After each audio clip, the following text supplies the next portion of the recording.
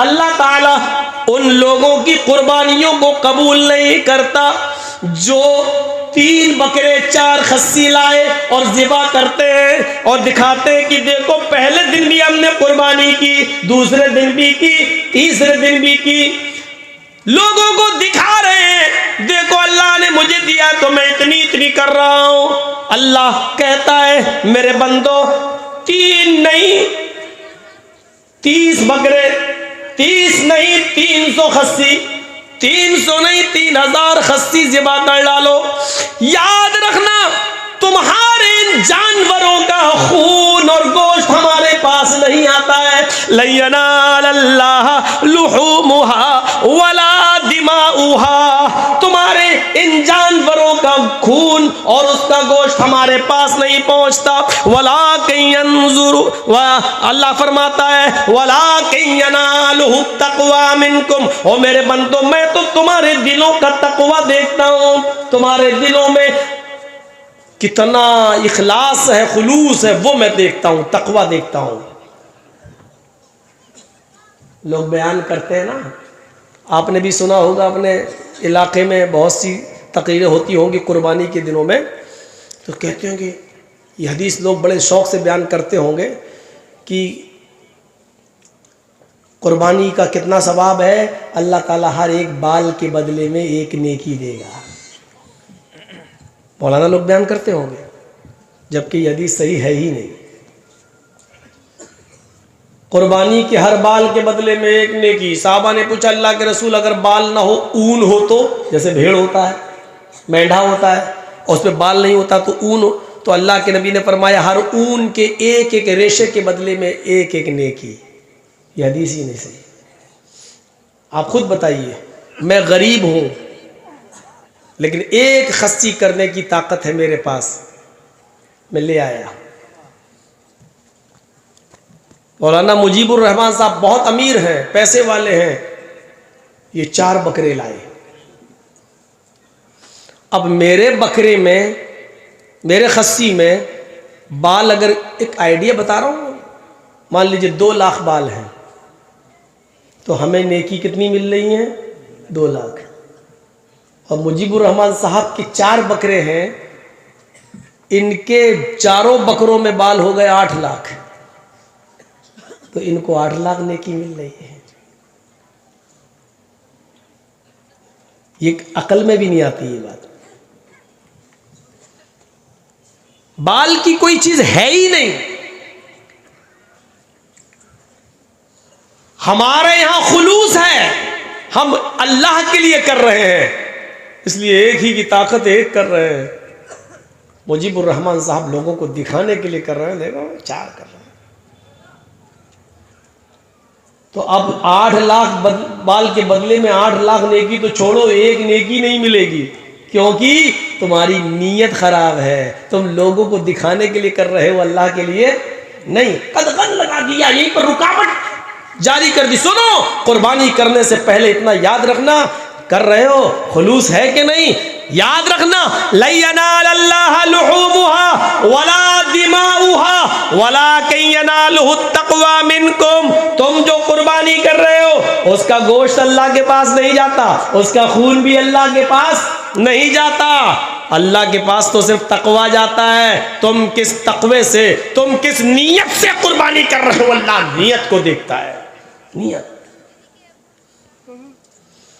वान Umar Ibnul Khattab रज़ियल्लाहु तआला अन्हु क़ाल समिअतु रसूलल्लाहि सल्लल्लाहु अलैहि वसल्लम यक़ूल इन्नमल अअमालु बिन्नियात व इन्नमा लिकुल्लि इम्रिइन मा नवा फमन कानत हिजरतुहु इलल्लाहि व रसूलिही फहिजरतुहु इलल्लाहि व रसूलिही व मन कानत हिजरतुहु लिदुनिया युसीबुहा अव इम्रातिन यनकिहुहा फहिजरतुहु इला मा हाजरा इलैहि। रवाहुल बुखारी और मुस्लिम। यह हदीस बुखारी और मुस्लिम दोनों के अंदर मौजूद है।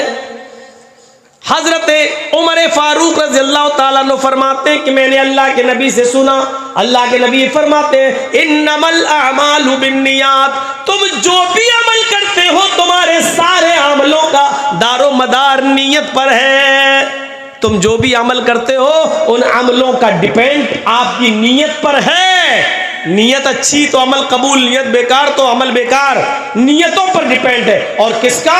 अमल स्वालेह, नेक अमल का दारो मदार नीयत पर है। बुरे अमल पर नीयत अच्छी होने से वो बुरा अमल अच्छा नहीं हो जाएगा। गिलास बड़ा खूबसूरत है, जर्जी साहब की नीयत खराब हो गई, इसकी चोरी करें। लेकिन हमारी नीयत ये है कि इधर जो आदमी गरीब रहता है उस बेचारे के पास पीने के लिए कोई बर्तन नहीं है, इस आदमी का गिलास चुरा के मैं इसको दे दूंगा, बेचारा पानी पिएगा। ये तो अमीर आदमी है, इसके पास तो बर्तनों की कमी थोड़ी है। देखिए, हमारी नीयत चोरी करने की है। और ये भी है कि जिस आदमी का गिलास मैं चुरा रहा हूं बड़ा अमीर है, एक चुरा लूंगा उसमें कमी थोड़ी हो जाएगी। और तीसरी हमारी नीयत एक अच्छी क्या है, हम इस पर पानी खुद नहीं पिएंगे, हम अपने पड़ोस में रहने वाले किसी गरीब को दे देंगे, बेचारे को जिसके पास बर्तन नहीं है। नीयत कितनी अच्छी है मेरी, हम गरीब की मदद करना चाह रहे हैं, लेकिन चोरी के माल से। इसलिए गलत माल, गलत काम के अंदर हमारी अगर अच्छी नीयत हो गई तो इसका मतलब ये नहीं कि हमारे लिए चोरी जायज हो जाएगी। चोरी चोरी रहेगी, चाहे कितनी अच्छी नीयत हो, आप चोर कहलाएंगे और आप चोरी पर गुनाहगार होंगे। आप इसमें पानी पिए भी नहीं, गरीब को ही दे दें, फिर भी आप गुनाहगार होंगे, क्योंकि आपने गलत तरीके से किसी का गिलास चुरा कर आपने किसी गरीब की मदद की है। आप उससे मांग सकते थे, भाई तेरे पास तो इतना है, एक दे दे, तेरा क्या बिगड़ जाएगा, उस गरीब की मदद कर दूं मैं, उसको दे देता हूं।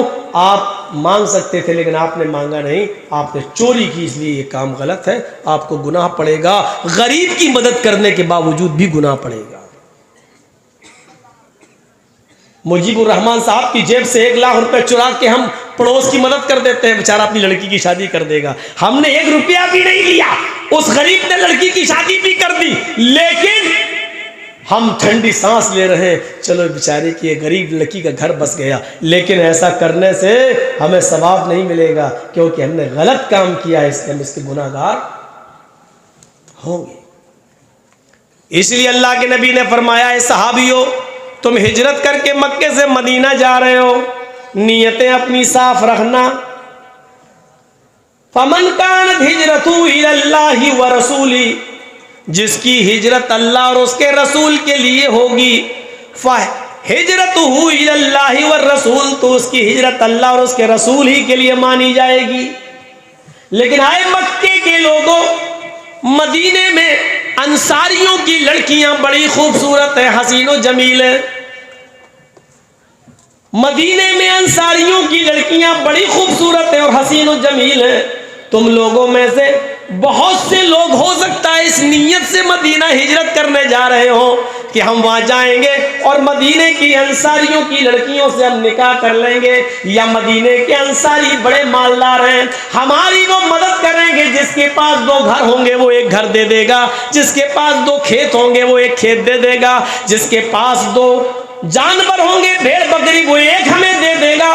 यानी मान लेने के लिए, दुनिया कमाने के लिए, या उनकी लड़कियों से शादी करने की नीयत से अगर तुम जा रहे हो तो सुन लो, वमन कानत हिजरतुहु लिदुनिया युसीबुहा, अगर दुनिया पाने के लिए उनके मालो दौलत पर तुम्हारी नजर है, अविम्रातिन यनकिहुहा, या उनकी किसी औरत या लड़की से तुम्हारी नीयत निकाह करने की है, और इसलिए तुम मक्का छोड़ के मदीना हिजरत करने जा रहे हो, तो याद रखना तुम्हारी हिजरत अल्लाह और उसके रसूल के लिए नहीं होगी।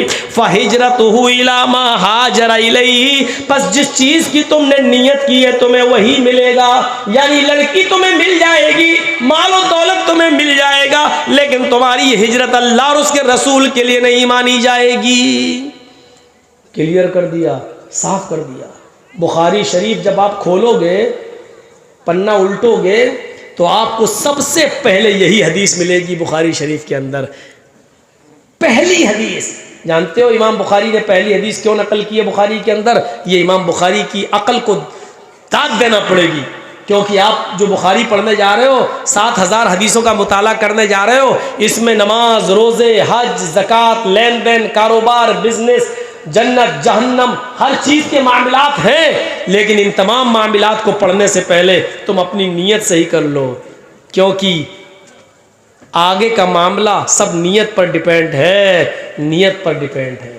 इसलिए सबसे पहले उन्होंने इस हदीस को दर्ज किया है। हमारी नीयतों पर डिपेंड है, नीयतों पर। बुखारी शरीफ के अंदर एक बड़ा अच्छा किस्सा आया है, अच्छा सुनिए तो जरा, आपको भी अच्छा लगेगा। और ये कोई लैला मजनू की किताब से हम नहीं सुना रहे हैं, बुखारी शरीफ की हदीस से एक वाक़या सुना रहे हैं। सुनिए, आज बहुत आहिस्ता आपको समझा रहा हूं मैं, नसीहत है मेरी। सुनिए ये वाक़या बुखारी का। एक आदमी ने नीयत की, एक आदमी ने नीयत की कि मेरे पास बहुत सा माल है, लेकिन अल्लाह के रसूल सल्लल्लाहु अलैहि वसल्लम ने फरमाया कि सदका और खैरात करो, किसी गरीब की मदद करो, इस तरह मदद करो कि दाएं हाथ से किसी को दो तो बाएं हाथ को भी उसकी खबर न हो। तो ऐसा करता हूं, रात के अंधेरे में मैं निकलूंगा और किसी गरीब आदमी की मदद मैं करूंगा, जो भी ज़रूरतमंद मुझे रास्ते में मिलेगा मैं उसकी मदद करूंगा। नीयत कैसी थी? मैं कुछ आपसे पूछता भी जाऊंगा, देखता हूं कि सुन रहे हैं कि सो रहे हैं। अच्छा ये बताइए कि इस आदमी ने ये सोचा रात के अंधेरे में मैं निकलूंगा और किसी गरीब आदमी की मदद करूंगा, किसी को पता ही नहीं चलेगा कि मैंने किसी गरीब की मदद की है। नीयत कैसी थी? अच्छी। इशा की नमाज के बाद लेट गया, सो गया, आधी रात के बाद उठा। इसने कहा चलो सब सो रहे हैं, अब देखूं कौन जरूरतमंद है। अपने माल जिसको सदक़े और खैरात के लिए निकाला था, उस माल का तीसरा हिस्सा 3 हिस्सों में उसने तकसीम कर रखा था। 3 हिस्सों में उसका एक हिस्सा उसने निकाला और रात के अंधेरे में निकल गया किसी को देने के लिए। जैसे ही वो रात में निकला तो क्या देखा, उसके घर से निकलने के बाद 1-2 किलोमीटर की दूरी पर, 1-2 मील की दूरी पर इसने एक आदमी को देखा कि वो बैठा हुआ है सड़क के किनारे। यह आदमी समझा कि यही जरूरतमंद है। ये उसके करीब गया और इसने उस आदमी का नाम कुछ नहीं पूछा। उसने पूछा रात के अंधेरे में कोई जरूरतमंद ही निकल सकता है, लगता है तुम कोई मजबूर आदमी हो, अगर रास्ता भूल गए हो तो मैं तुम्हें रास्ता बता दूं, और अगर तुम्हें किसी मजबूरी ने घर से निकाला है तो मुझे बताओ, मेरे पास सदके का कुछ माल है, मैं एक गरीब आदमी की मदद करना चाहता हूं। वो आदमी फौरन बोला मुझे किसी मजबूरी ही ने घर से बाहर निकाला है और मैं जरूरी नहीं समझता कि मैं अपने घर की मजबूरी तुम्हें बताऊं। सदका देने वाला कहने लगा मैं भी जरूरी नहीं समझता कि तुम्हारे घर की मजबूरी को मैं जानूं। तुमने कह दिया मजबूर हूं, मैं सदके का माल तुम्हें दे रहा हूं, ये ले लो। दे दिया उसको, अपने घर चला आया, वुजू बनाया और तहज्जुद की नमाज पढ़ने लगा। तहज्जुद की नमाज पढ़कर बड़ा खुश था। अल्लाह, आज मैंने किसी गरीब की, किसी जरूरतमंद की जरूरत को पूरा कर दिया है, और तेरे नबी ने फरमाया दाएं हाथ से दो, बाएं हाथ को भी खबर ना हो। मैंने दाएं हाथ से दिया और बाएं हाथ को भी खबर नहीं हुई। सो गया। थोड़ी देर के बाद फजर की अजान हो गई, उठा और मस्जिद में नमाज पढ़ने गया। नमाज पढ़ के घर आया, कुरान की तिलावत करने लगा। कुरान की तिलावत के बाद थोड़ा सा बाजार की तरफ, घर से बाहर की तरफ निकला, चहलकदमी कर लूं। उस जमाने में लोग फजर की नमाज के बाद सोया नहीं करते थे, और अच्छा भी नहीं है फजर की नमाज के बाद सोना। मेरे भाइयों, यह आदमी फजर की नमाज पढ़ने के बाद कुरान की तिलावत किया, और तिलावत करने के बाद जब सूरज निकल गया तो चहलकदमी के लिए थोड़ा सा बाहर निकला। जैसे हम लोगों में सुबह सुबह लोग बाहर निकलते हैं, चाय की होटलों पे लोग चाय पीते हैं, उस जमाने में भी लोग चहलकदमियां करने के लिए निकला करते थे। ये बाजार में पहुंचता है तो क्या सुनता है, लोगों में शोर हो रहा है, कुछ लोगों में ये चर्चा हो रहा है। मैं उनके पास बैठ गया, मैंने पूछा किस बात का चर्चा हो रहा है, तुम लोग कौन सी बात पर गुफ्तगू कर रहे हो? सारे लोग मुझसे कहने लगे इस आदमी से तुम्हें नहीं मालूम? कहा नहीं। अरे पता नहीं रात में कोई अल्लाह का नेक बंदा, पता नहीं रात में कोई अल्लाह का नेक बंदा अपने घर से आधी रात के बाद निकला, उसके पास सदके का माल था और वो किसी गरीब की मदद करना चाहता था, लेकिन वो बेचारा धोखा खा गया। इसी से कह रहे हैं, ये कहता है धोखा खा गया। हाँ, वो किसी गरीब की मदद करना चाहता था, लेकिन वो जिसके हाथ में अपना सदका दे गया वो तो बहुत बड़ा अमीर आदमी है, उसको तो सदके की जरूरत ही नहीं थी। वो आदमी धोखा खा गया और गरीब के बजाय किसी अमीर आदमी की मदद कर गया। अब ये कह भी नहीं सकता सबसे ज्यादा तो मैं ही था, इसलिए कि मैंने तो अल्लाह के लिए किया, मैं क्यों जताऊं कि मैंने दिया। ये घर आया और घर आने के बाद रोने लगा और रोते हुए कहता है अल्लाह, तेरे नबी ने मजबूर और बेबस और बेसहारा लोगों के लिए सदके को जायज बताया है, अमीर लोगों को देने के का हुक्म नहीं दिया है, और मुझसे गलती हो गई कि मैं एक अमीर को दे दिया, गरीब का हक मारा गया और अमीर को मैं दे बैठा।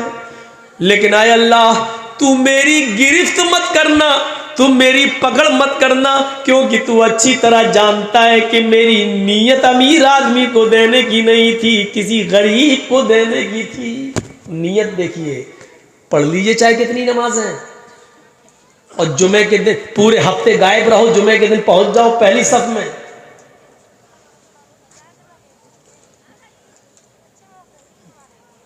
और इसलिए पहुंच जाओ कि मोहल्ले वाले ये कहेंगे अगर जुमे के दिन नमाज नहीं पढ़ेंगे तो लोग कहेंगे पूरा हफ्ता तो पढ़ता नहीं, कमीना जुमे तक की नहीं पढ़ता। पढ़ते रहो चाहे कितनी नमाज है।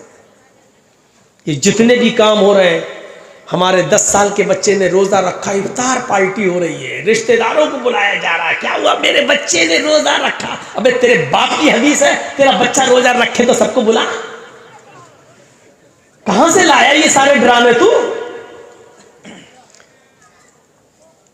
खतना कराया, बच्चे का हार डाला उसके अंदर, क्या हुआ? ऐसा लग रहा जैसे आज ही मुसलमान हुआ है बच्चा, बहुत बड़ी नियामत मिल गई है उसको। सुन लो,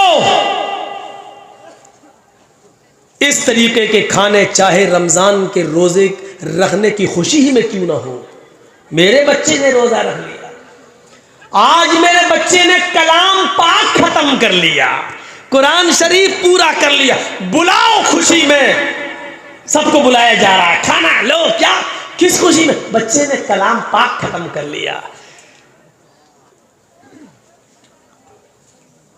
अल्लाह के रसूल पर जिब्राईल ने भी कलाम पाक मुकम्मल किया, कभी दावत की अल्लाह के नबी ने? हर साल एक बार कुरान का दौर कराते थे, कभी खाना खिलाया अल्लाह के नबी ने?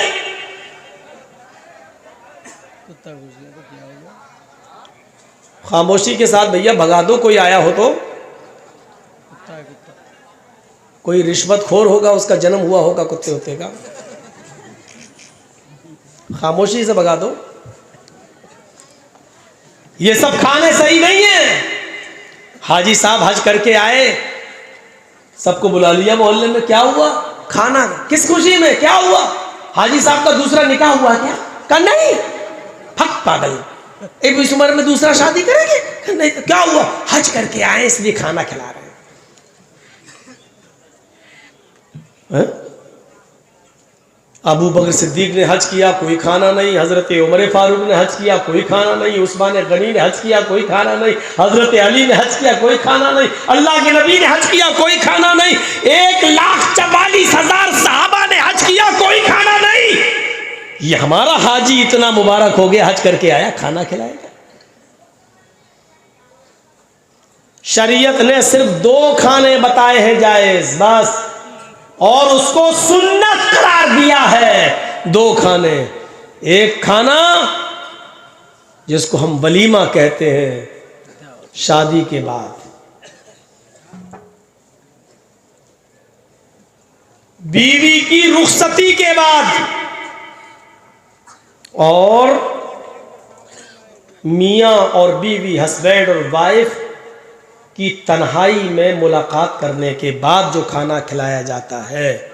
एक बात याद रखिए, एक गलत जहन से तसव्वुर ये निकाल दीजिए कि लोग समझते हैं कि लड़की की रुखसती हो गई और विदा हो जाने के बाद शौहर और बीवी के दरमियान जो ताल्लुकात कायम होते हैं हम बिस्तरी के, जब तक वो ना हो जाए तब तक वलीमा नहीं। ये सही नहीं है ये सोच। दोनों लोगों को आपस में कमरे में बिठा दिया जाए और वो दोनों अलग सलग कर लें, दुआ सलाम कर लें, दोनों एक दूसरे से गुफ्तगू कर लें, ये मुलाकात, ये लिक़ा हो गया है। इसके बाद आप कभी भी वलीमा कर सकते हो, ये वलीमा आपके लिए जायज़ है। उसके अंदर वो पहली रात है और ये वो सब हम बोलना भी नहीं चाहते हैं, उस तरफ जाना भी नहीं चाह रहे हैं हम। हमारी माँ बहनें भी मेरे सामने ही बैठी हुई हैं। तो मेरे भाइयों, वो ज़रूरी नहीं है वो चीज़, इतना याद रखिएगा। बस मुलाकात हो जाए, दोनों एक कमरे में आपस में बातचीत कर लें, गुफ्तो शुनीद हो जाए, अलग सलग हो जाए, आपस में एक दूसरे को कुछ खिला पिला दें, ये मुलाकात हो गई। इसके बाद आप वलीमा कीजिए। और वलीमा कोई ज़रूरी नहीं कि एक ही दिन करें, आप दूसरे दिन भी करना चाहें तो दूसरे दिन भी खिलाएं, तीसरे दिन भी खिलाएं, हफ्ता भर खिलाएं, 10 दिन खिलाएं, 20 दिन खिलाएं, आपको कोई नहीं रोक रहा है। रोक रहा हूं तो सिर्फ इस बात से कि चोर और डाकू बनकर लड़की वालों के घर मत खाओ। बहुत बड़ा इस सूरमा है ना तू खिलाना। लड़की को लेके तू आया है, शादी तूने की है, तो अब तू खिला, दूसरे दिन भी खिलाना। खिलाने पिलाने का बड़ा शौक है, 20 दिन खिला, 25 दिन खिला, 1 महीना खिला, कोई रुकावट नहीं है। खिला जितना खिला सकता है, वलीमा कर।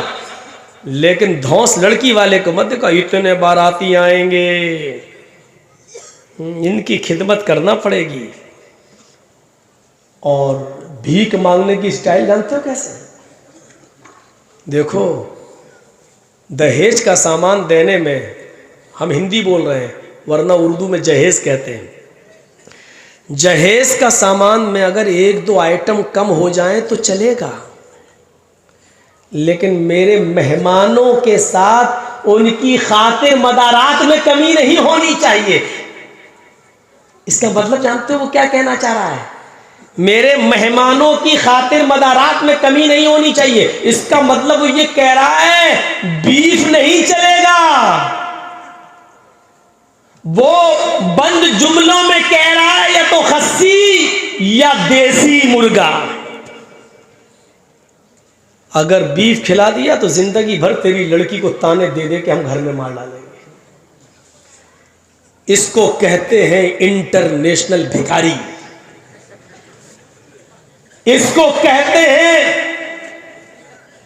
ये सूरमा बना फिरता है जो लड़की वाले से अपने मेहमानों को खिलाने की भीख मांग रहा है। ये है, अल्लाह की कसम तुम्हारी नजरों में वो होगा महाजन। महाजन ही बोलते हैं ना बंगाल में। आपके यहां होगा महाजन। मौलवी चर्चिस की नजर में इससे बड़ा इंटरनेशनल भिखारी कोई नहीं है जो अपने बेटे की शादी में लड़की वाले से और लड़की के बाप से ये कहे कि मटन और कोरमा और बकरा और देसी मुर्गे के आइटम खिलाओगे तो बारात आएगी, नहीं तो नहीं। ये महाजन होगा समाज के लिए। मौलवी चर्चिस की नजर में इससे बड़ा फटीचर और इससे बड़ा भिखारी कोई नहीं है। तू महाजन है, तू खिलाना, वलीमा कर 20 दिन। अरे तू मटन नहीं दुम्बा खिला,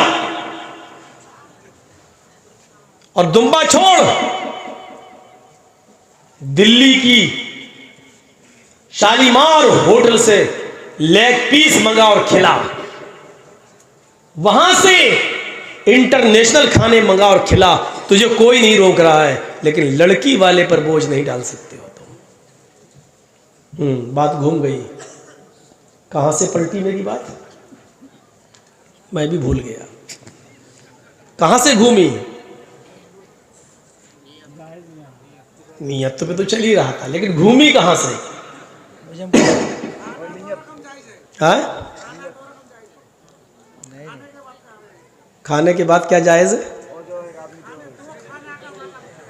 अच्छा, कुछ नहीं थी बात। 2 खाना जायज़ था, इनको याद है। एक वलीमा और दूसरा अकीका। एक वलीमा उसका खाना जायज़ है और दूसरा अकीका।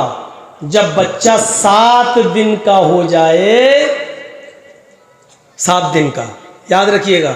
आज कौन सा दिन है? जुमेरात। अभी अगर कोई बच्चा पैदा होगा, अभी यानी मगरिब की नमाज के बाद, अजान जब होती है उसके बाद जो बच्चा पैदा होगा तो आज का दिन नहीं जोड़ा जाएगा। अभी अगर पैदा होगा तो आज जुमरात है, लेकिन आज का दिन नहीं जोड़ा जाएगा। जुमा, शनिचर, इतवार, सोम, मंगल, बुध, जुमेरात। अकीका 7वें दिन होगा और वो जुमेरात से पहला दिन जोड़ा जाएगा। जुमेरात, जुमा, शनिचर, इतवार, सोमवार, मंगल, बुध, बुध को होगा। 7वां दिन बुध है। और याद रखिएगा, आज जुमेरात है ना, अगर मगरिब से अजान से 5 मिनट पहले भी अगर पैदा हो गया, सूरज डूबने से 5 मिनट पहले भी अगर वो पैदा हो गया तो जुमेरात का दिन जोड़ा जाएगा। जुमेरात का दिन जोड़ा जाएगा। जैसे आज मगरिब से पहले अगर कोई बच्चा पैदा हुआ तो आज का दिन जोड़ा जाएगा। जुमेरात, जुमा, शनिचर, इतवार, सोमवार, मंगल, बुध। भूल गया हूं ना? अब है बुध। और आज जुमेरात को मगरिब के बाद पैदा हुआ तो जुमेरात का दिन नहीं जोड़ा जाएगा, जुमा जोड़ा जाएगा। जुमा, शनिचर, इतवार, सोमवार, मंगल, बुध, जुमेरात। यानी मगरिब से पहले होगा तो बुध को अकीका होगा और मगरिब के बाद पैदा होगा तो जुमेरात को अकीका होगा। ये 7वां दिन। और वो सब हदीसें ज़ईफ है। 7वें दिन नहीं कर सके तो 14वें दिन कर लो, 14वें दिन नहीं कर सके तो 21वें दिन कर लो। वो सब बकवास है, वो कहीं सही हदीस में नहीं है। अकीका सिर्फ 7वें दिन है। और 7वें दिन अगर किसी मजबूरी की बुनियाद पर आप अकीका नहीं कर सके तो फिर अल्लाह ताला तुम्हें जब भी ताकत दे दे तब तुम अकीका करके उस बच्चे का हक अदा कर दो। वो सब नहीं चलेगा। मौलाना साहब 2 बच्चे और हैं मेरे, एक अब हुआ, 3 हो गए और एक बच्ची पैदा हुई। एक गाय ले लेते हैं और 3 बच्चों के 2-2 हिस्से 6 और बच्ची का एक हिस्सा 7, पूरी एक गाय कर देते, पूरे घर का टीका हो गया। ये तेरे खानदान की और तेरे घर की शरीयत होगी। रसूलुल्लाह के घर में ऐसा नहीं है। 2 दम चाहिए। लड़का है तो 2 जानवर, और वो भी छोटे जानवर का जिक्र है। गाय, भैंस, ऊंट, इनका जिक्र नहीं है। अल्लाह के रसूल ने मेंढा और भेड़ यही ज़िबा किए हैं। हसन और हुसैन का अकीका किया तो भेड़ और मेंढे में बकरी भी शामिल है। यानी लड़का है तो 2 खस्सी और लड़की है तो 1। बहुत ज़्यादा आप गरीब हैं, मजबूर हैं और लड़का पैदा हुआ है और आप 2 जानवर लाने की ताकत नहीं रखते, 1 की ताकत है तो 1 लाके कर दें। लेकिन अगर इस्तिताअत है तो लड़के के लिए 2 और लड़की के लिए 1। ज़रूरी नहीं है कि उसको ज़िबा करके पूरे मोहल्ले की दावत करें। आप ज़िबा करके उसका गोश्त गरीबों में और रिश्तेदारों में बांट भी सकते हैं। आपका अकीका हो गया, या अपने यहाँ पकाकर लोगों को बुलाकर गरीबों को ज़रूर शामिल किया जाए, उनको बुलाकर आप खाना भी खिला सकते हैं। ये 2 खाने जायज़ हैं बस, अकीका और वलीमा। हाजी साहब हज करके आ गए, मौलाना साहब मौलाना बन के आ गए, रोज़ेदार 10 साल के बच्चे ने रोज़ा रख लिया, खिलाओ खाना। अब तो बात बात पे कहा जाता अच्छा पास हो गए, हाँ फर्स्ट डिवीजन, अब तो मिठाई खिलाओ। बेशर्मी इतनी कि मांग मांग के और खाई जाती है। बड़ा कमीना है, इतना बड़ा पास हो गया फिर भी मिठाई नहीं खिलाई, फिर भी नहीं लाया। और बर्थडे तो ऐसा मनता है कि उसकी तो मिसाली देना बेकार है। तो वो आदमी घर आया, हाँ अब सुनिए, अब बात को मैं यहां से टर्न कर रहा हूं। वो आदमी अपने घर आया और कहता है क्या अल्लाह तू अच्छी तरीके से जानता है कि अमीर आदमी को मेरी सदका और खैरात करने की नीयत नहीं थी, लेकिन मैं कर गया। मैंने 3 हिस्से किए थे सदके के माल के, एक हिस्सा तो अमीर के पास चला गया, लेकिन आय अल्लाह आज मैं एक हिस्सा और सदके का निकालूंगा, लेकिन रात के अंधेरे में ही जाऊंगा, रात की तारीकी में ही जाऊंगा और किसी मजबूर की मजबूरी दूर करूंगा, किसी मजबूर की मदद करूंगा। देखिए नीयत आज भी उसकी अच्छी है। क्या कह रहा है कि मैं किसकी मदद करूंगा? मजबूर की। सो गया ईशा के बाद। बहुत दिलचस्प वाकया है, अच्छा लगेगा आपको सुनने के। आधी रात के बाद उठा, सदके का माल लिया, एक कपड़े में लपेटा और निकल गया। 2-4 किलोमीटर 2-4 मील जाता है, किसी मजबूर को तलाश कर रहा है। देखता है कि एक आदमी, एक शख्स चला रहा है, चादर उसके कांधे पे पड़ी हुई है। ये उसके करीब जाता है, उससे पूछता है कि भाई इतनी रात में तुम कैसे निकले? उसने कहा भाई चल, तू कौन होता है पूछने वाला? निकला। इस आदमी ने कहा अरे भाई क्या पूछना गुनाह है? रात में कोई मजबूरी इंसान को निकालती है। उसने कहा हाँ मैं मजबूर हूं। बोल तू क्या करेगा? तू क्या जाने मेरे ऊपर क्या मजबूरी आई है? क्या मैं तुझे अपने घर का रोना रोऊं और मैं तुझे अपने बच्चों का रोना रो रो के बताऊं क्या मजबूरी है?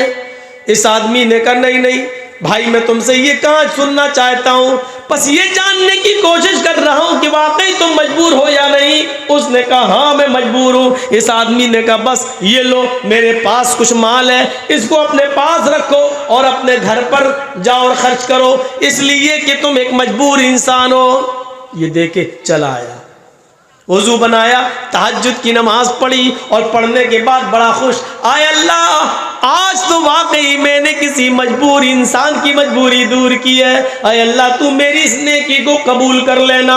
फजर की नमाज पढ़ने जाता है, नमाज पढ़ के घर आता है, कुरान पढ़ता है और कुरान पढ़कर सुबह सवेरे फिर जाता है बाजार की तरफ। आज भी कुछ लोग बैठ के चर्चे कर रहे हैं, ये उनके पास बैठ जाता है, चर्चा हो रहा है, अरे भाई आज कुछ सुना? ये बैठ गया कि नहीं? क्या हुआ? अरे आज भी अल्लाह का एक नेक बंदा धोखा खा गया है।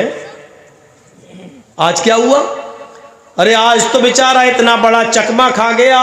वो अपने सदके का माल लेके निकला, वो किसी गरीब की मदद करना चाहता था, लेकिन रास्ते में उसको जो एक आदमी मिला उसने उसकी मदद कर दी।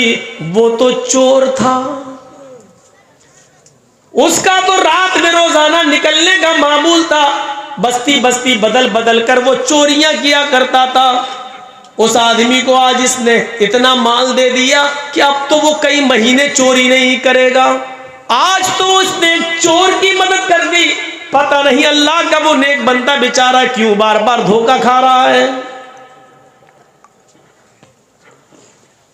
अब ये वहां कैसे कह दे कि मैं नहीं दे दिया चोर को।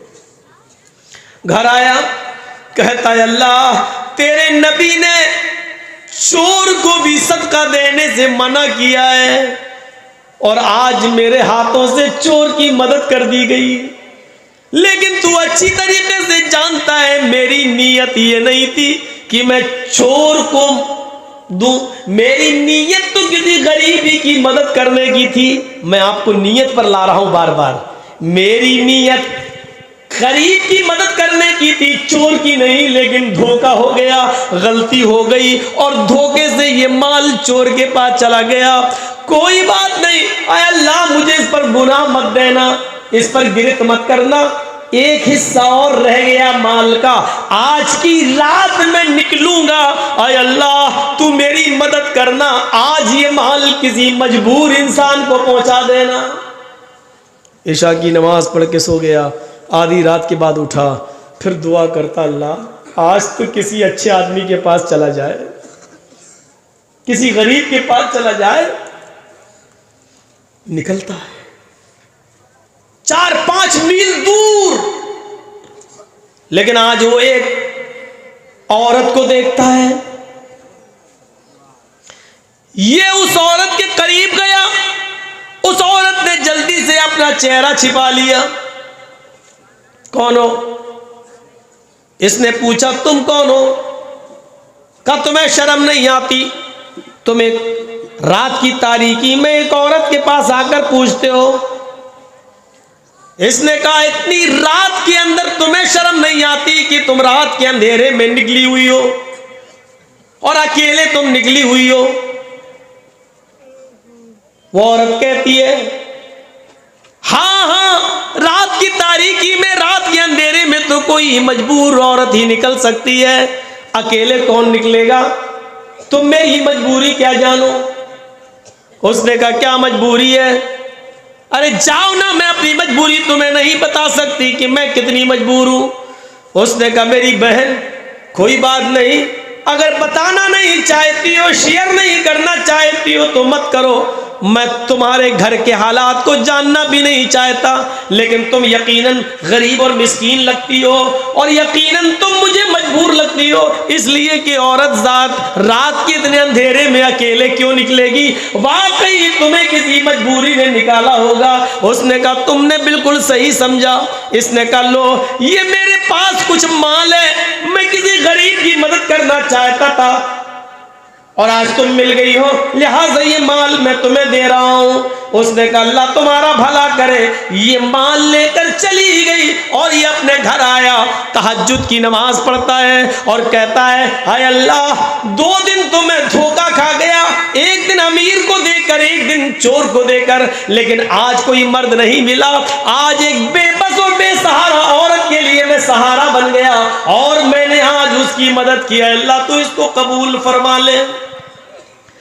फजर की अज़ान होती है, नमाज पढ़ता है, घर आता है, कुरान की तिलावत करता है, सुबह सवेरे फिर बाजार की तरफ जाता है। कुछ लोगों में फिर आज चर्चे हो रहे हैं, ये वहां बैठ जाता है, देखे आज की रात का क्या चर्चा हो रहा है।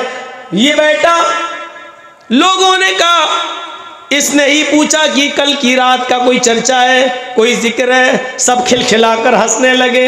तुम हमेशा लेट ही आते हो, हम लोगों के दरमियान बातें हो चुकी हैं।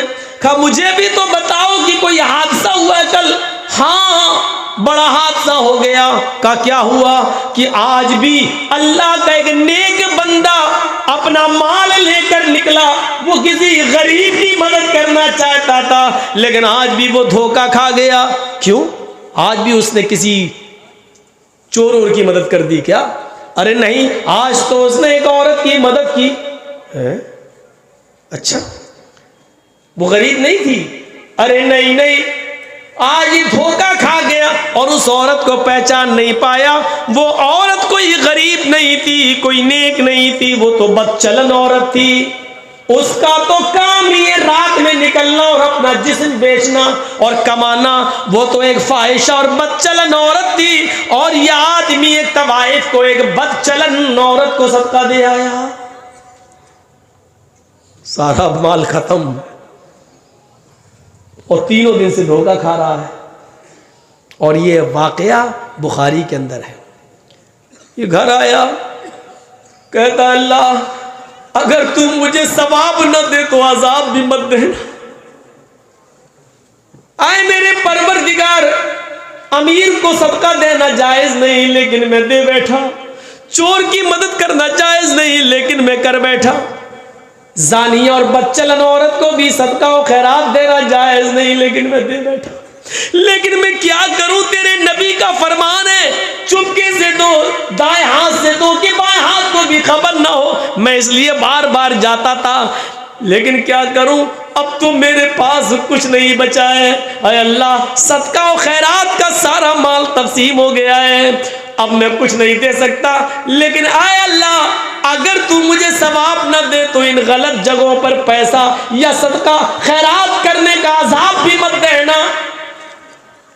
अब सुनिए, चौथे दिन सो रहा है, आज जाना नहीं है, इसलिए नहीं जाना है कि अब है ही नहीं, माल देगा क्या। सोता है, आधी रात के बाद ये ख्वाब देखता है। इससे ख्वाब में कहा जा रहा है, अल्लाह की तरफ से इसको कहा जा रहा है, कोई फरिश्ता इसके ख्वाब में आकर कहता है, आए अल्लाह के नेक बंदे, अल्लाह ने तेरे सदक़े को कबूल कर लिया, तुझे नाउम्मीद होने की जरूरत नहीं है। अगरचे तूने जानिया को दिया, अगरचे तूने चोर को दिया, अगरचे तूने अमीर को दिया, लेकिन अल्लाह ने तेरे सदक़े को इसलिए कबूल कर लिया क्योंकि तेरी नीयत तो गरीब को मदद करने की थी, किसी बेसहारा को सहारा देने की थी। तेरी इस नीयत की वजह से अल्लाह ने तेरे सदक़े को कबूल कर लिया। और हाँ सुन, आए अल्लाह के नेक बंदे, तेरे सदक़े के माल से अल्लाह ने उन तीनों को हिदायत भी दे दी। अमीर आदमी ने गलत तरीके से पैसा कमाने से तौबा कर ली, चोर ने अपने चोरी से तौबा करके नेक आदमी बन गया, और जानिया और बदचलन ने भी तेरे सदक़े के माल के बाद उसने भी जिनाकारी से तौबा कर ली। चोर को अल्लाह ने गनी कर दिया, जानी और बदचलन औरत के लिए जिना के दरवाजे बंद कर दिए, और इसी माल में उसको बरकत देकर अल्लाह ताला ने उसको भी हिदायत दे दी। उन तीनों ने नेक रास्ता पा लिया है। ये तेरी नीयत, तेरे इखलास का कमाल है। नीयत अच्छी हो तो ये नहीं देखो पैसा कहाँ चला गया, नीयत अच्छी हो। लेकिन आजकल तो अब बताइए, ट्रेनों में ऐसे लोग आ जाते हैं, पैरों में पट्टी वट्टी बांध के रगड़ते हुए, लग रहा है लंगड़े हैं इन्होंने, और फिर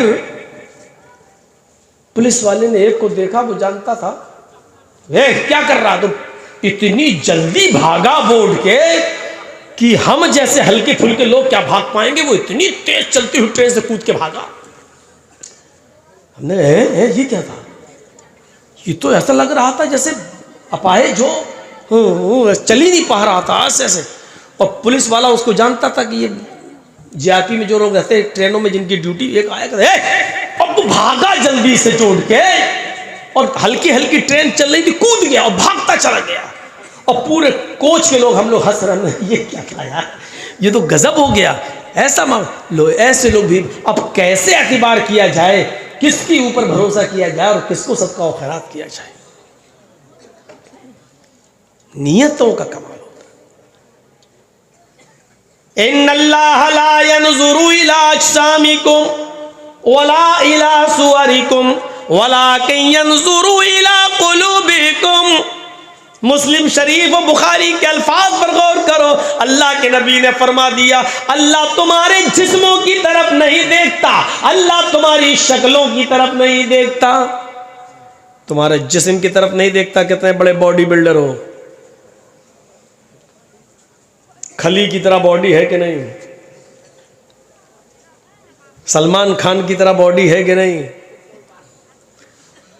वला इला सुवरिकुम, तुम्हारी शक्लों की तरफ भी नहीं देखता कि तुम कितने खूबसूरत हो, कितने स्मार्ट हो, कितने हैंडसम हो।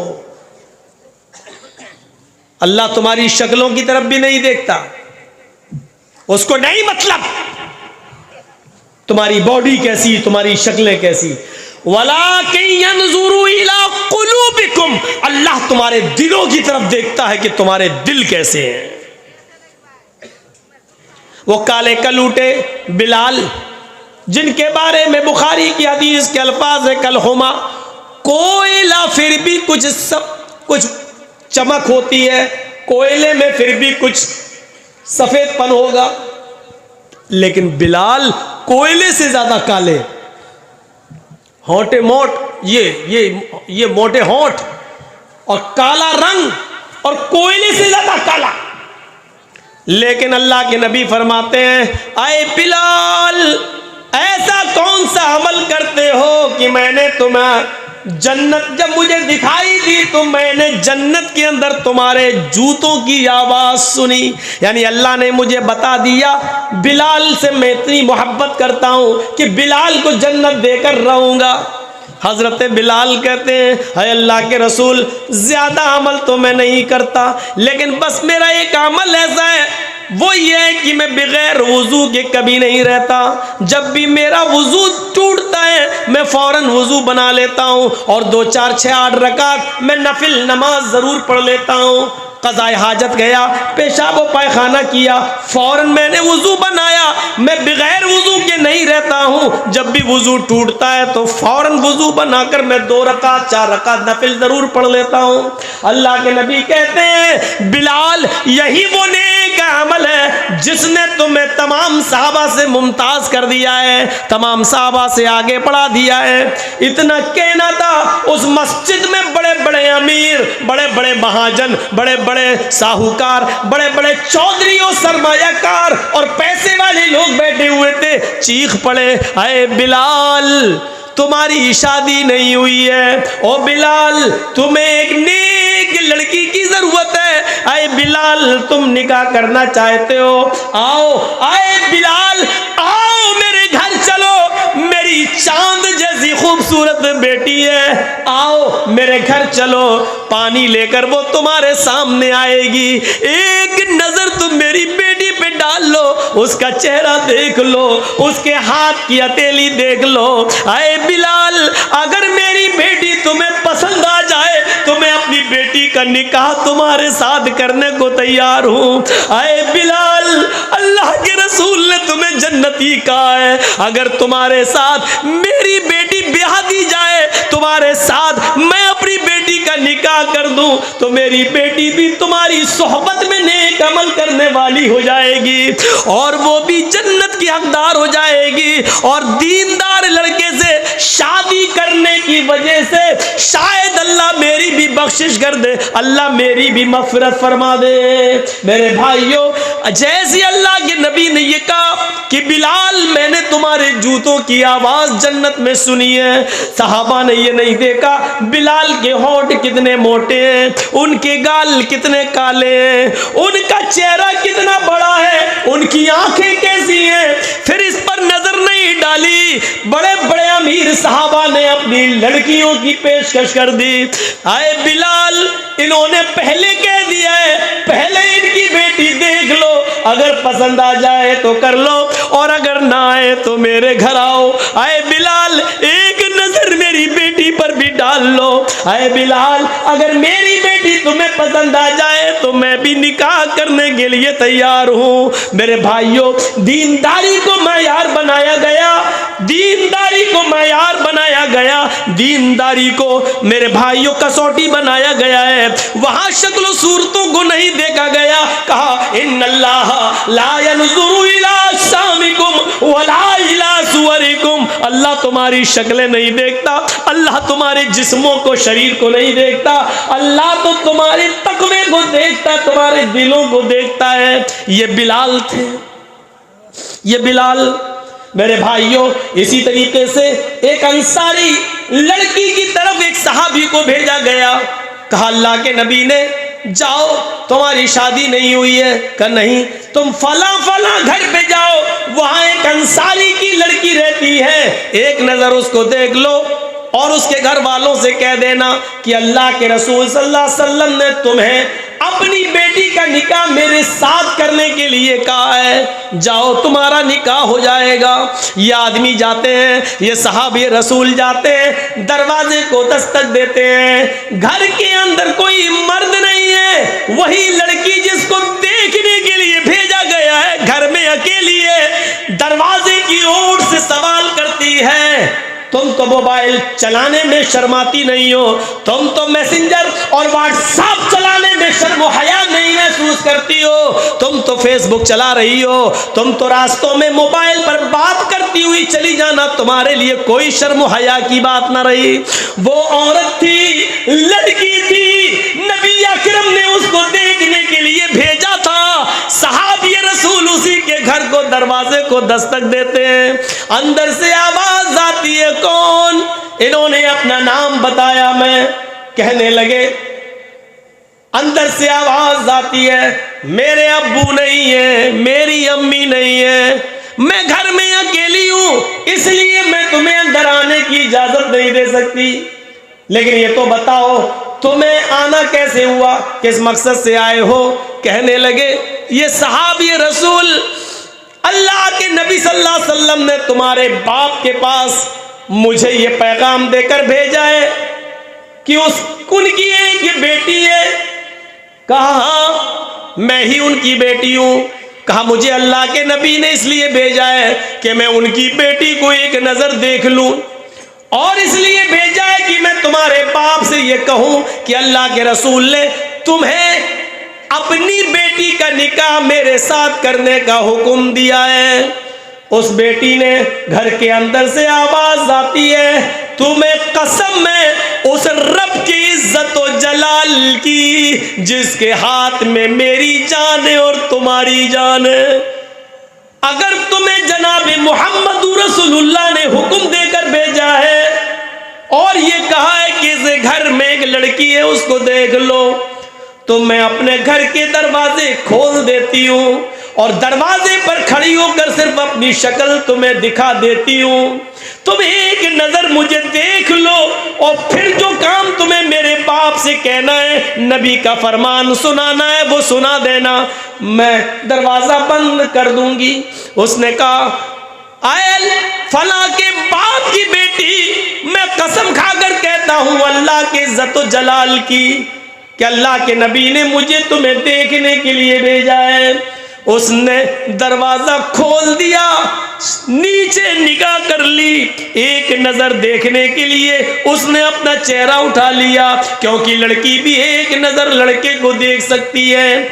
उसने भी अपना चेहरा उठा लिया और उसके बाद उसने कहा, शायद अब तुमने मुझे एक नजर देख लिया है, इसके बाद अब तुम्हारे लिए देखना जायज नहीं है। ये कहकर उसने दरवाजा बंद करते हुए कहा, आए मेरे नबी के सहाबी, अगर नबी की इजाजत है तो तुम बसद खुलूस देखकर अपने दिलों में अरमान पैदा करके शादी का ख्वाब और सपना सजा कर जा सकते हो। लेकिन याद रखना,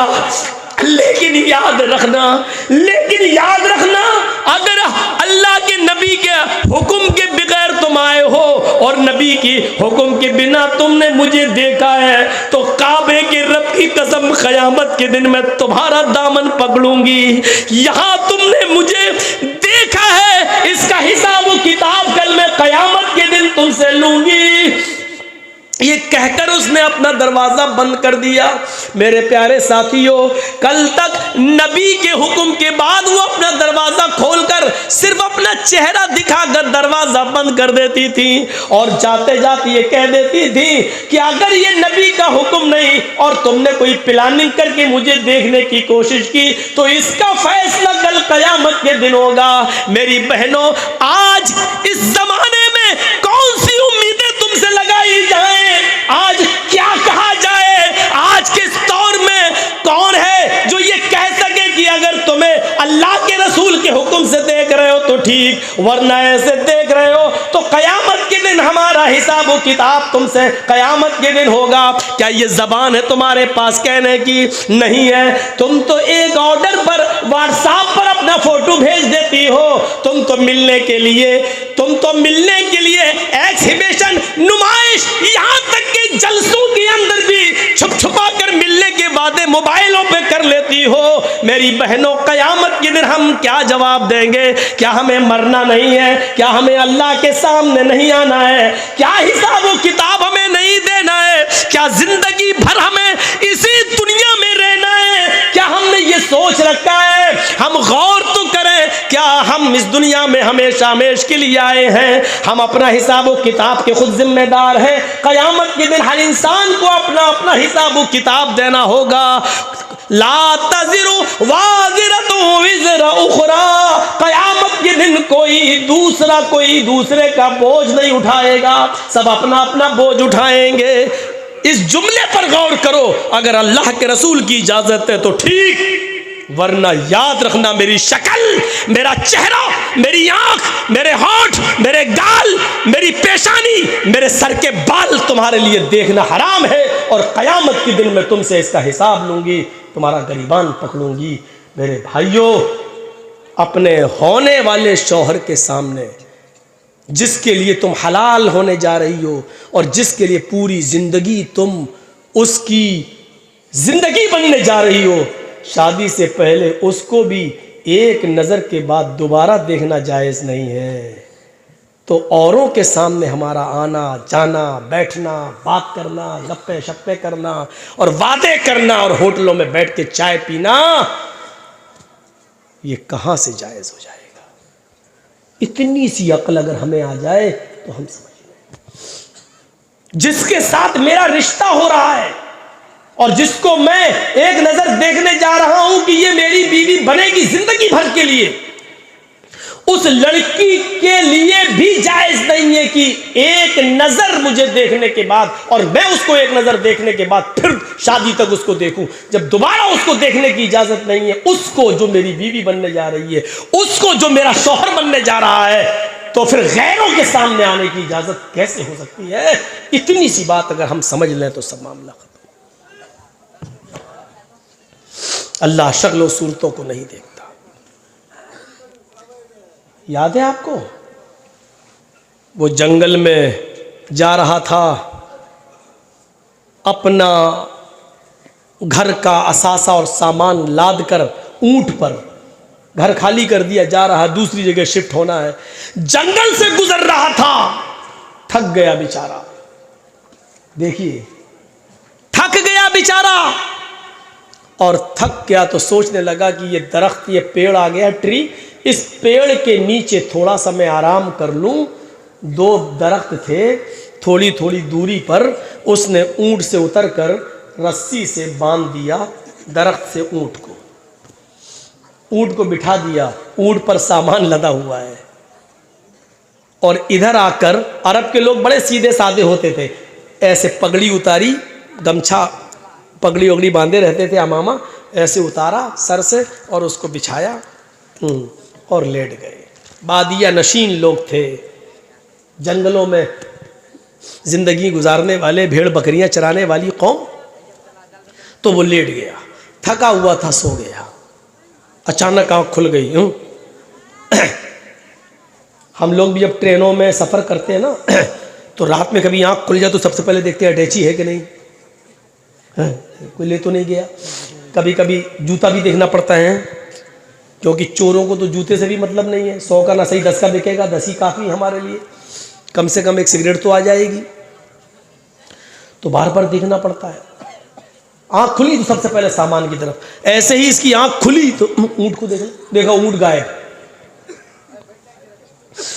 देखा तो ऊँट गायब, और सोचो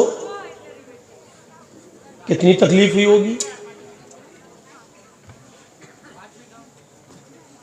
अब मेरी अटैची गायब हो जाए, साला तकरीर करने जा रहा हूँ, शेरवानी उसी में, टोपी उसी में, सब कुछ उसी में, अब क्या रह गया मेरे पास, अब कैसे बोलूँगा? तो कितनी तकलीफ होगी। और उसका तो पूरे घर का सामान ऊंट पर, कहता अल्लाह ये क्या हुआ है? होश गायब, इधर उधर भागता है, इधर जाता है, दौड़ता है, भागता है, ऊंट नहीं मिल रहा है। भागते भागते दौड़ते दौड़ते पहाड़ी पे चढ़ गया, पहाड़ी से नीचे देखता है, अरे इतने ऊपर से ऊंट थोड़ी कूदेगा।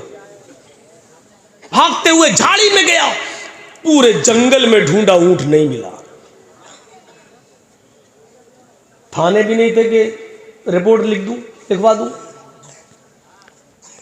ढूंढता ढूंढता जंगल का 4 चक्कर लगाते हुए इस तरीके से घूमते हुए आया, और फिर उसी जगह पर आ गया जहां वो लेटा था। ऊंट नहीं मिला। कहता है थोड़ा सस्ता लूं, फिर जाऊंगा, मैं फिर ढूंढूंगा, दिन भर तो ढूंढ लिया, रात भर भी ढूंढूंगा शायद मिल जाए, लेकिन सस्ता लूँ पूरा दिन ढूंढते हुए हो गया। उसने फिर अमामा उतारा, बिछाया, थक गया था, ऐसे बैठा बैठा लेट गया,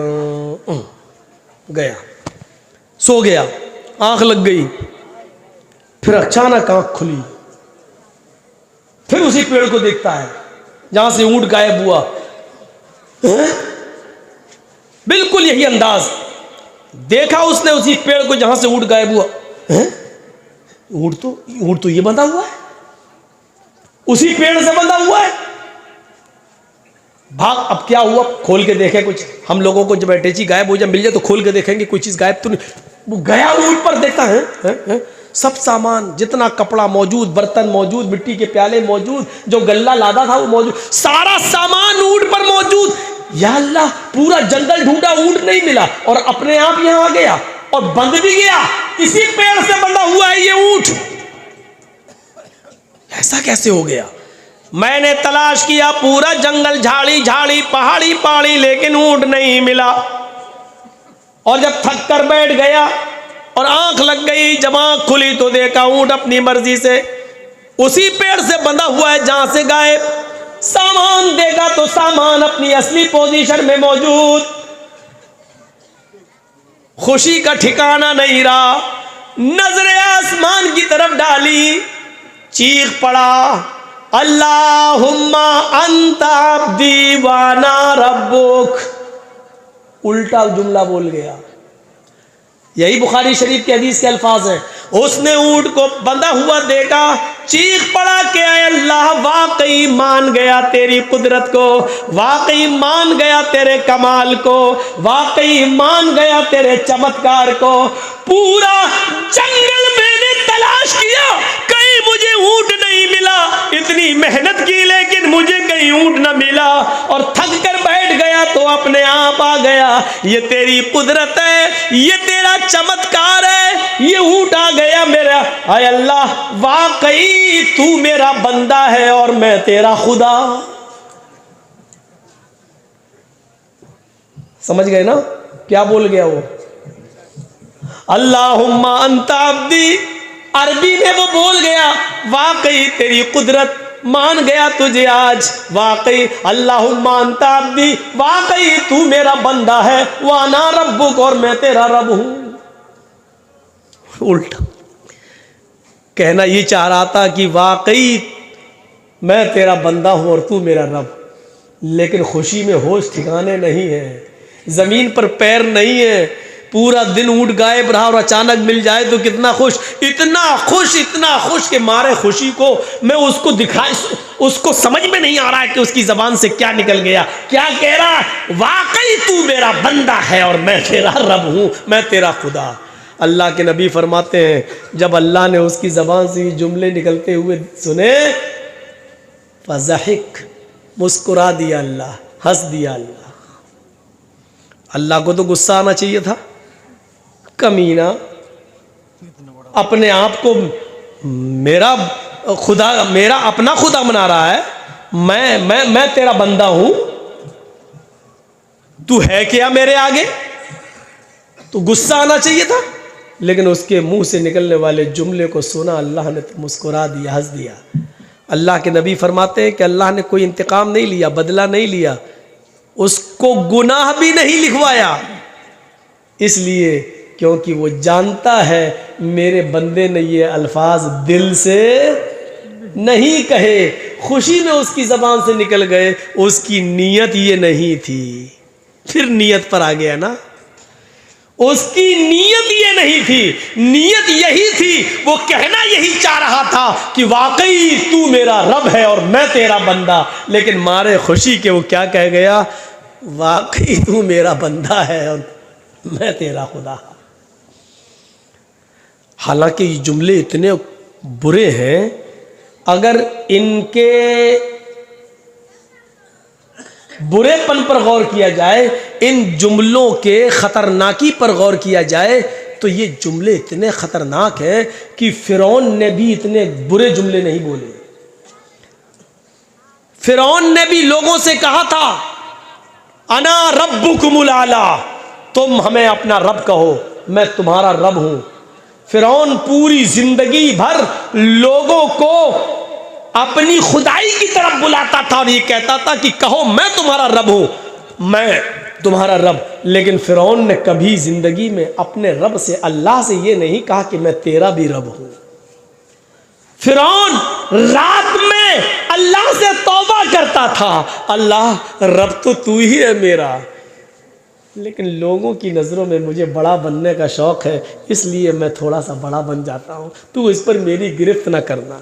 लोगों से वो यही कहता था मैं तुम्हारा रब हूँ, लेकिन उसने कभी अल्लाह से नहीं कहा कि तू, मैं तेरा भी रब हूँ। इसने तो अल्लाह ही से कह डाला कि तू मेरा बंदा और मैं तेरा रब। फिरौन ने कभी अल्लाह से नहीं कहा कि तू मेरा बंदा है और मैं तेरा रब। फिरौन लोगों से कहता था मैं तुम्हारा रब हूं, लेकिन अल्लाह से नहीं। इसने तो अल्लाह ही को अपना बंदा और अल्लाह को अपना बंदा और अपने आप को अल्लाह का रब बना दिया। तो बताइए इसने फिरौन से भी बुरे जुमले बोले कि नहीं बोले? लेकिन अल्लाह ने फिरौन को दरियाए नील के अंदर गर्क कर दिया, डुबो दिया, और उसकी लाश को कयामत तक के लिए निशाने इबरत बना दिया। अपने आप को खुदा कहलाने वाला देखो आज किस हाल में पड़ा है। और लोगों, इस दुनिया में फिरौन ने पूरी दुनिया पर खुदाई का जादू चलाना चाहा, अपने आप को खुदा बनाने का दावा करता रहा। आज अल्लाह ने उसकी लाश की इतनी हिफाजत की है कि कयामत तक, कयामत की सुबह तक लोग उसकी लाश को देखकर इबरत हासिल करेंगे। आज जमीन फिरौन की लाश को एक्सेप्ट नहीं करती है। समंदर में फिरौन को फेंको तो समंदर फिरौन की लाश को निकाल के बाहर फेंक देता है। आज भी ये जिंदा जावेद करामत मौजूद है। आज भी फिरौन की लाश को जमीन में दफन करो तो जमीन फिरौन की लाश को निकाल कर बाहर फेंक देती है। जमीन उसको एक्सेप्ट नहीं करती, समंदर उसको एक्सेप्ट नहीं करता, दरिया उसको एक्सेप्ट नहीं करती। आज भी फिरौन की लाश मिस्र के म्यूजियम में रखी हुई है, जो लोगों को इबरत दे रही है। लोगों, अपने आप को खुदा कहलाने वाला देखो, अपनी आंखें नहीं खोल सकता है, अपने पैर सीधे नहीं कर सकता है, अपनी कमर नहीं मोड़ सकता है, उसका गोश्त खत्म हो चुका है, सिर्फ हड्डियों का एक ढांचा रह गया है। ओ लोगों, अल्लाह का मुकाबला करने वाले का अंजाम देखो, कयामत की सुबह तक उसका अंजाम देखते रहो। अपने आप को तकब्बुर से बचाओ। इस दुनिया में हम सब का रब एक है और उसका मुकाबला करने की कोशिश न करो, उसके बताए हुए कामों पर चलते रहो, वरना हमने फिरौन को नहीं छोड़ा। तुम्हारी बिसात क्या है, तुम्हारी हैसियत क्या है, हमारी और आपकी हैसियत क्या है? निशान इबरत बना दिया। जालिमों का अंजाम हमेशा ऐसा ही हुआ है, हमेशा ऐसा ही हुआ है। और आज भी जो जुल्म कर रहे हैं, चाहे वो मुसलमानों पर हो रहा हो या किसानों पर हो रहा हो या किसी और शक्ल में, हमारे इस देश पर ही जुल्म क्यों ना हो रहा हो। हमारी देश की सरकारी चीजें आज नीलाम हो रही हैं और आज वो सरकारी ना रही हैं। आज उन पर बड़े बड़े अमीरों का खुद तसल्लुत होता चला जा रहा है।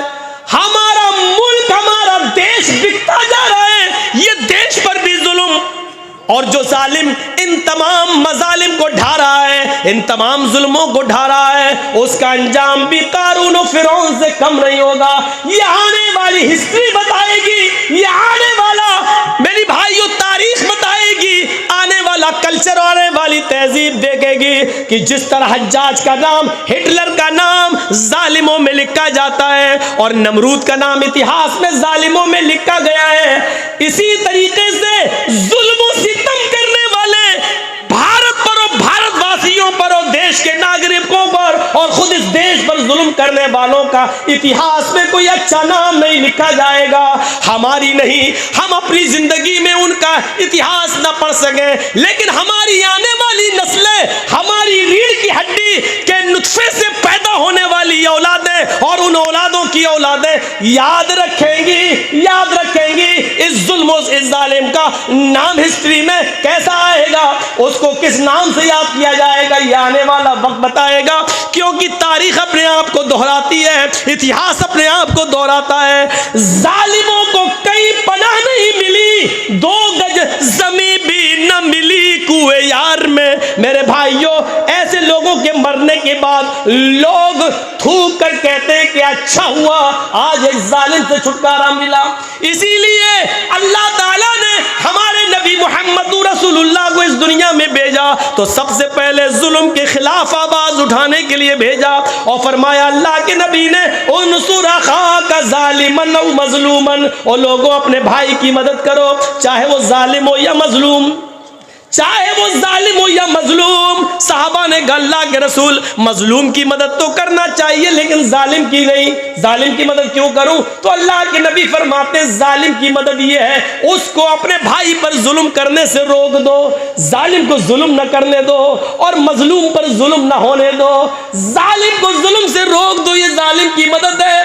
फिर अल्लाह ताला ने खुद हमारे नबी से कहा कि सुनो, मजलूम की बद्दुआ जब निकलती है तो मजलूम की आह जब उसकी जबान से निकलती है तो सीधे वो अर्श के पास मेरे पास आती है, आसमान के फरिश्ते ऑटोमेटिक दरवाजा खोल देते हैं। मजलूम की आह के आगे फरिश्ते रुकावट नहीं बनते। जैसी ये आवाज जाती है मजलूम की बद्दुआ जब निकलती है तो पहला दरवाजा खुलता है, दूसरे दरवाजे पे जाती है फरिश्ता हट जाता है, तीसरे दरवाजे पे जाती है फरिश्ता दरवाजा खोल देता है, ये डायरेक्ट अल्लाह के अर्श से टकराती है।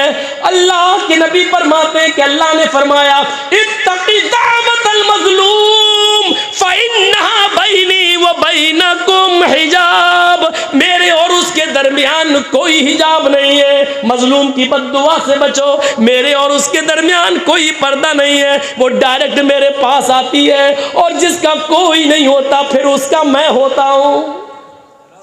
फिर उस मजलूम को इस दुनिया में ऐसी मदद देता हूं और जालिम को लोगों के सामने निशाने इबरत बना देता हूं। फिर उसने कहा आए नबी, लोगों को बता दो कि हुकूमतें और सल्तनतें कुफ्र से तो चला सकते हो लेकिन जुल्म से नहीं चला सकते हो। जब जुल्म हद से बढ़ जाता है तो फिर जालिमों का निशान मिट जाता है, नामो निशान खत्म हो जाता है। इसीलिए अल्लाह ताला ने हमारे नबी को जालिम नहीं रहमत बनाकर भेजा और ऐलान कर दिया वमा अरसलनाका इल्ला रहमतल लिल आलमीन, है मोहम्मद सल्लल्लाहु अलैहि वसल्लम हमने आपको सारी कायनात के लिए रहमत बनाकर भेजा।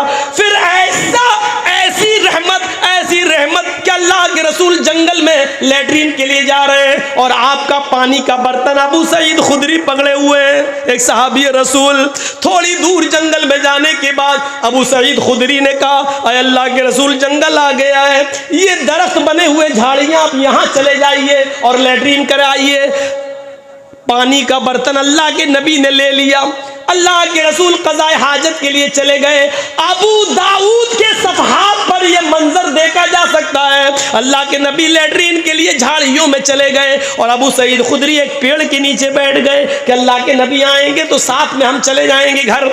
बैठे, जिस पेड़ के नीचे बैठे उसी पेड़ के ऊपर एक चिड़िया का घोंसला है, उस चिड़िया के छोटे छोटे 2 बच्चे उस घोंसले में ची ची कर रहे हैं। अबू सईद खुदरी ने चढ़ के देखा तो 2 छोटे छोटे बच्चे उनको बहुत खूबसूरत लगे, उन्होंने उन दोनों छोटे बच्चों को ले लिया, अपने घर में ले जाऊंगा, इनको पालूंगा, इनको पोसूंगा, ये बड़े खूबसूरत बच्चे हैं। थोड़ी देर के बाद क्या देखते हैं कि चिड़िया आई, उसके मुंह में दाना था, वो अपने बच्चों को के लिए दाना लेने गई थी, अपनी चोंच में दाना लेकर आई कि मैं अपने बच्चे को दे दूं, लेकिन जब घोंसले में देखती है कि बच्चे नहीं है तो दाना उसी घोंसले में रह गया और ची ची करने लगी, गोया कि वो अपने बच्चों को आवाज दे रही हो।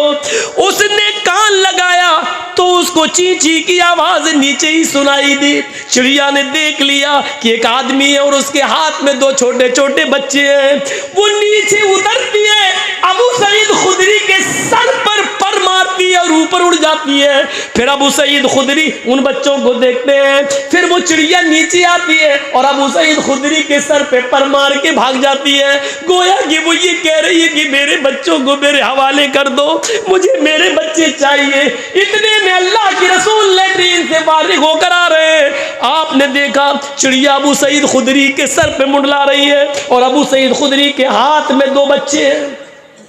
वहीं से चीख कर कहते हैं, आए अबू सईद तुमने इस चिड़िया का दिल दुखा दिया, आए अबू सईद तुमने इसके बच्चे लेकर इसके दिल को सताया है। जिस तरह हमें अपने बच्चों से मोहब्बत होती है, हमें अपने बच्चों से प्यार होता है, उसी तरीके से इन परिंदों को भी अपने बच्चों से मोहब्बत होती है। आए अबू सईद इस चिड़िया के बच्चे वापस कर दो। अबू सईद खुदरी ने बच्चा छोड़ा, चिड़िया फौरन आई और उसने चोंच से अपने बच्चे को पकड़ा और उड़ती हुई गई और घोंसले में रखाई। फिर आई और दूसरा बच्चा लेकर घोंसले में आए रख दी और अबू सईद खुदरी अल्लाह के नबी के साथ वापस आ गए। अबू सईद खुदरी कहते हैं कि मैं 3 दिन या 4 दिन के बाद उसी जंगल में गया और मैंने सोचा कि कुछ दाना ले जाऊं और उस चिड़िया के घोंसले में डाल दूं। जो चिड़िया अपने बच्चों के लिए इधर उधर से दाना लेके आती है तो हम ही थोड़ा सा दाना ले जाएं और उसके घोंसले में रखाएं। 3 या 4 दिन के बाद जब मैं उस जंगल में पहुंचा तो क्या देखता हूं, उस चिड़िया का घोंसला भी आ नहीं रहा। चिड़िया दूसरी जगह अपना घोंसला बना ली है और अपने बच्चों को यहां से ले गई है, क्योंकि वो समझ गई कि यहां मेरे बच्चे महफूज नहीं है। आज किसी ने पकड़ा, कल कोई और भी ले जा सकता है। अल्लाह के रसूल ने दूर से देखकर कहा, अबू सईद तुमने इस चिड़िया का दिल दुखाया, ये रहम था। और जिस नबी के अंदर परिंदों के लिए इतना रहम हो, इंसानियत के लिए कितना रहम होगा, इंसानियत के लिए कितना रहम होगा। इसीलिए किसी मुल्क को चलाने के लिए, किसी देश को चलाने के लिए रहम और रहम दिल की बहुत सख्त जरूरत है। और जिस इंसान के दिल से रहम निकल जाए तो याद रखना वो निजाम नहीं चल सकता है। और अगर किसी भी बादशाह और किसी भी सरबराह और किसी भी सुपर पावर आदमी के अंदर से अगर रहम का जज्बा निकल जाए तो वो देश को भी बर्बादी के दहाने पर ले जाएगा, क्योंकि जब रहम नहीं है तो वो देश पर भी जुल्म करेगा और देशवासियों पर भी जुल्म करेगा। इसलिए रहम का होना और रहम दिल का होना जरूरी है। और इसीलिए अल्लाह ताला ने मोहम्मद रसूलुल्लाह को पूरी दुनिया के लिए रहमत बनाकर भेजा था, ताकि पूरी दुनिया का निज़ाम अच्छी तरीके से चलता रहे। इसलिए याद रखना, जिन लोगों के दिलों से रहम निकाल लिया गया, तारीख ने उनको माफ़ नहीं किया, बाद में आने वाले वक्त ने उनको दोहराया। और आज देख लो, किसी को हिटलर कहा जा रहा है, किसी को जालिम कहा जा रहा है, किसी को कुछ कहा जा रहा है, किसी को कुछ। तारीख ने उनको माफ़ नहीं किया और तारीख कभी किसी को माफ़ नहीं करती।